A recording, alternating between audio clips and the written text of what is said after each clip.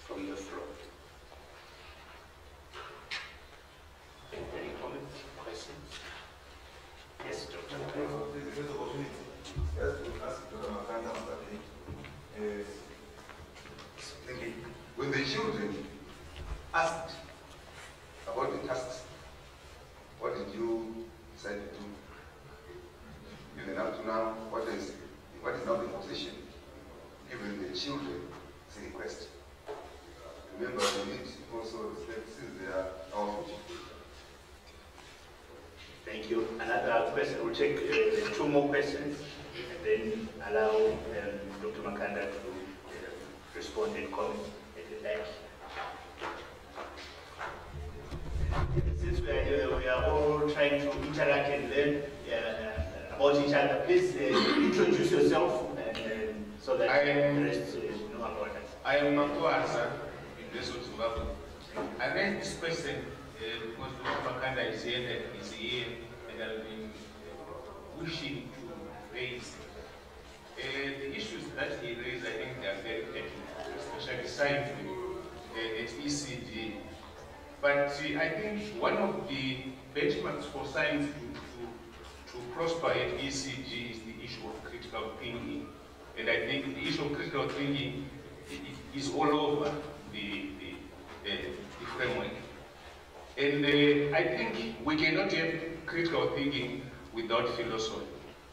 And my thinking is that if we want to facilitate science and critical thinking at ECD level and primary across, I think it is imperative, it is wise that we introduce a subject called philosophy. Thank you. Another comment is Prof. Chiwore. Thank you. Dr. Makanda, you said there has been competition between the two ministries of education. Has that been resolved? Because my second question derives from the first one, which says in the introduction of the new curriculum, the consultations were so minimal. The fact that those who train teachers and those who implement the trained teachers are not singing from the same hymn. Final question is the issue of study areas. If these replaced subjects, because that's another area of problematic area, study areas is opposed to subject areas. Thank you. Thank you. I think yes, that's enough for now, so that we allow Dr. Makanda to respond.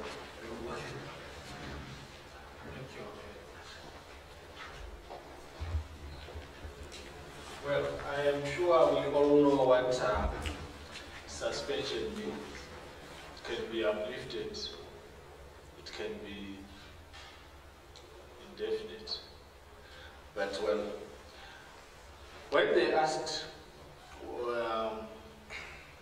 that question, we were already seized with looking at the tasks and the problems that were caused, and we identified them.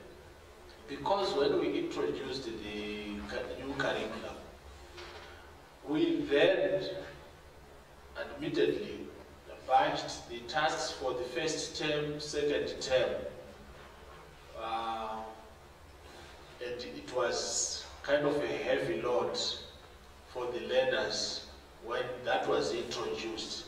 So the suspension probably is meant to work out time so that when they start with the tasks, the revised tasks, of course, they are starting tasks for the first term, second term, and third term as we go. So that's the only thing that really happened. In other words, it was just probably administrative in that we're now looking at the time and not really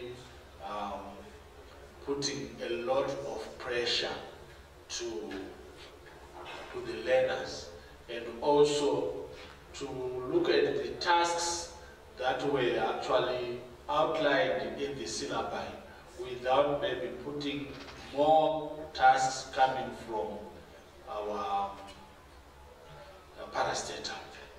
So the idea was also to synchronize. The benchmark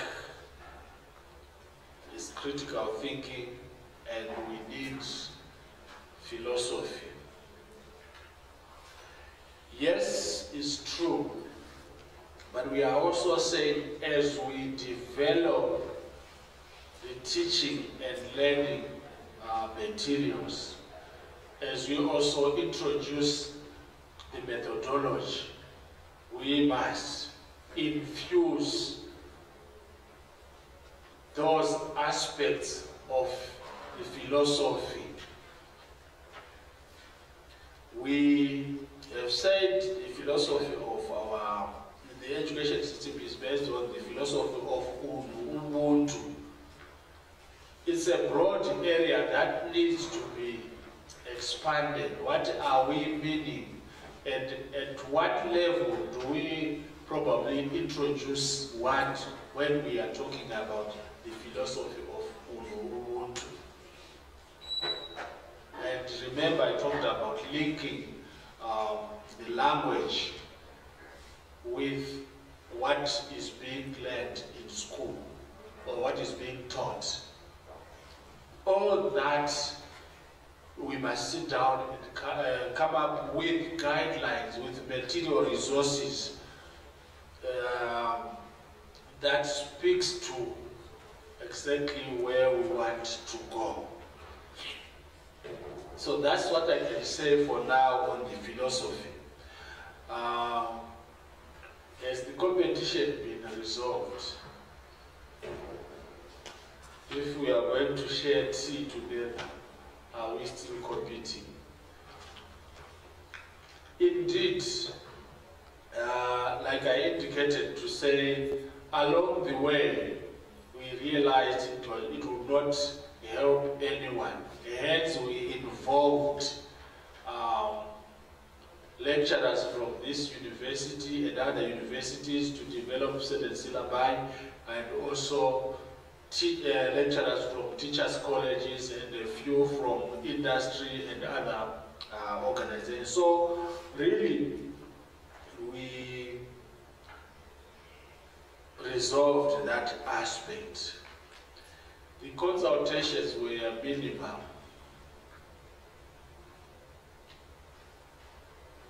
Yeah, it depends with what we are really meaning about in that. We may not have been really concerned about what was happening. And we may not have said, okay, having done all these consultations, can we structure to say, now maybe we need to consult with teachers' colleges, we need to consult with universities. It may not have happened that way. But I remember we had breakfast meetings in every city. We asked our schools to be venues of consultations, and also we asked for written submissions and all that. We thought it was going to be adequate. But like I said, in an environment where probably you were competing before resolving that, it may not have really made that impact that we are seeing as of now. The change of study areas. Yes, we are saying learning areas instead of subject areas, because we think subject areas are kind of limited with what we want to develop when we are talking about learning areas, and it was one of the recommendations in the Commission's report. What we need is, for instance, physical education, sports and mass displays, or visual and performing arts. We could be having maybe music as a subject, dance as a subject.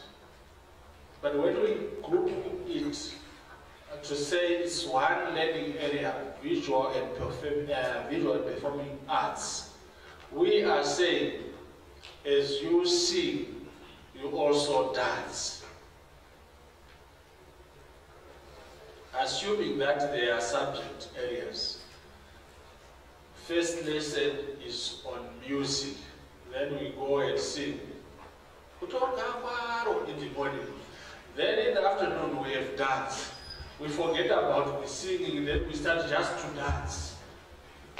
It's not integrated, isn't it? So we are saying, let's integrate, because they go hand in glove, and we have said, let's say, it's a learning area.